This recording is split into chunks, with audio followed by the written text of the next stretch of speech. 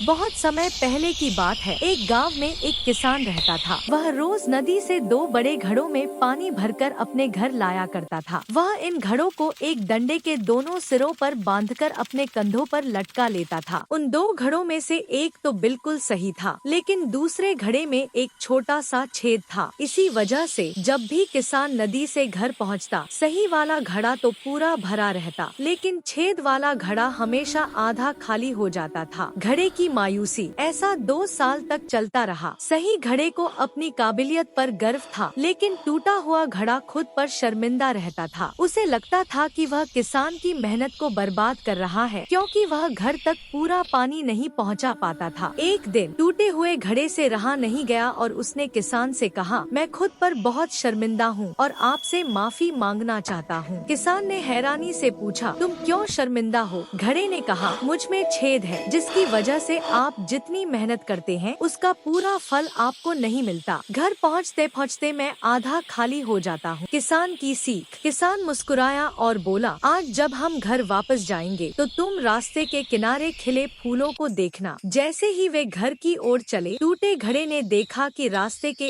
एक तरफ बहुत ही सुंदर और रंग बिरंगे फूल खिले हुए थे। सूरज की रोशनी में वे बहुत खूबसूरत लग रहे थे, लेकिन घर पहुँचते ही घड़ा फिर उदास हो गया, क्योंकि वह फिर से आधा खाली हो चुका था। किसान ने घड़े से कहा, क्या तुमने गौर किया कि फूल सिर्फ तुम्हारी तरफ के रास्ते पर ही खिले थे, दूसरी तरफ नहीं? ऐसा इसलिए क्योंकि मुझे तुम्हारी कमी का पता था और मैंने उसका फायदा उठाया। किसान ने आगे बताया, मैंने तुम्हारे रास्ते की तरफ फूलों के बीज बो दिए थे। तुम हर रोज नदी से लौटते समय उन्हें थोड़ा थोड़ा पानी देते रहे। तुम्हारी वजह से ही आज ये फूल इतने सुंदर खिले हैं कि मैं इन्हें भगवान के चरणों में अर्पित कर पाता हूँ। अगर तुम ऐसे नहीं होते तो यह सुंदरता मेरे घर और रास्ते में कभी नहीं होती। कहानी की सीख। मोरल, हम सभी में कुछ न कुछ कमियां होती हैं, लेकिन यही कमियां हमें दूसरों से अलग और अनोखा बनाती हैं। अगर हम अपनी या दूसरों की कमियों को कोसने के बजाय उनका सही इस्तेमाल करना सीख लें, तो जीवन और भी